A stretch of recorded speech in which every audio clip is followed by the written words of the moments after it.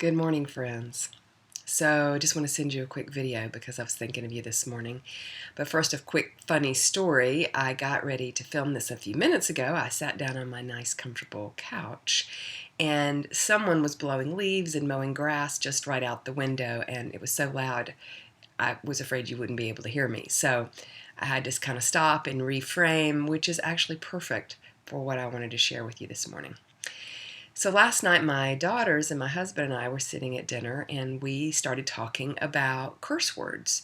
And my daughters are middle school, and one in particular is very vigilant about avoiding using four-letter words and is afraid because she's around them now in middle school and high school that she might slip up or something. So we were talking about that.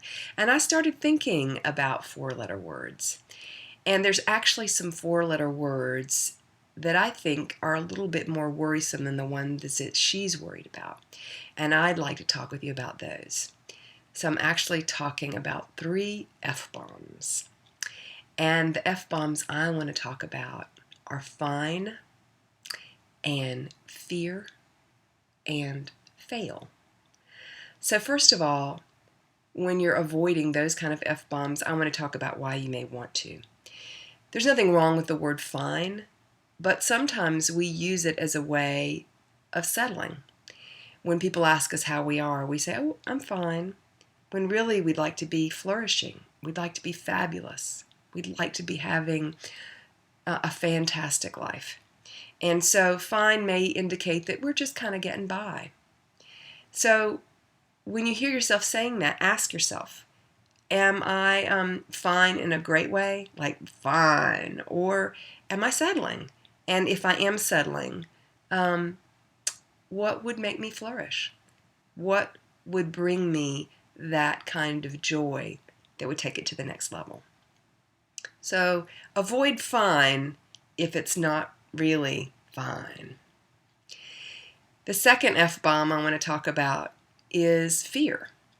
Fear, I want to reframe because we tend to want to avoid it, but actually fear is a great thing. When you feel fear, it's telling you something.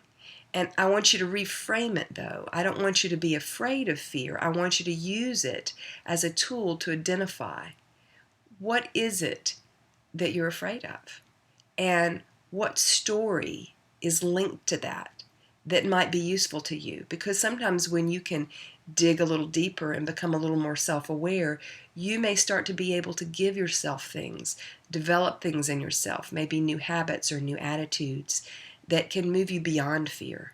And so fear is a great tool. It's not something to be avoided, but it's not something to be dwelt in either. It's not that you want to marinate in your fear. You want to use it as a tool. And you don't want to let it stop you, for sure. And the third F-bomb that I want to talk about is fail.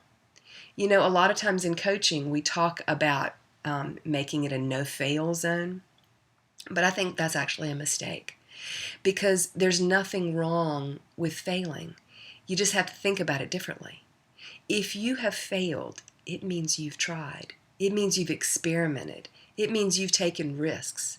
And rather than staying stuck in some kind of idea that you didn't succeed or you're not enough or you're a loser, that's the furthest thing from the truth.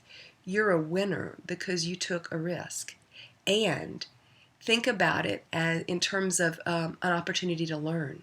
Reframe it.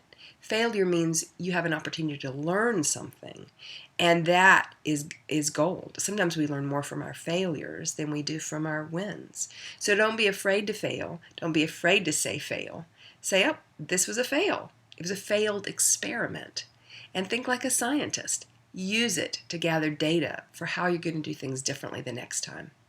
So, next time you're avoiding F-bombs, I want you to think about how to reframe and think about the F-bombs: fine and fear and fail. So I made this for you. No F-bombs, okay? And in the meantime, may you be well.